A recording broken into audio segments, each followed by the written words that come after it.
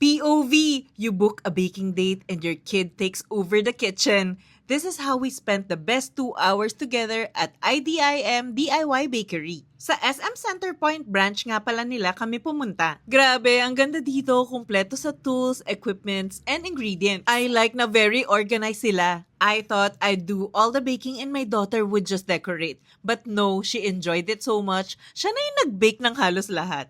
IDIM DIY Bakery is a do-it-yourself baking studio where anyone can bake cakes and desserts from scratch.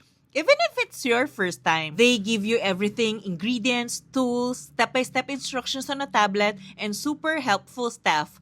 But what I love most, they let you do it yourself. Walang pressure, walang rush. They also have new cake releases perfect for Valentine's Day. Ang saya gawin as a bonding activity. While waiting for our chiffon to cool, we even made our own milk tea and coffee. With this cute stamp, sobrang nakakatuwa. I love watching her learn, focus, and enjoy every step. It's serious baking but it felt like play. Ang saya! Now she wants to bake cookies at home and keeps asking when we can go back at IDIM.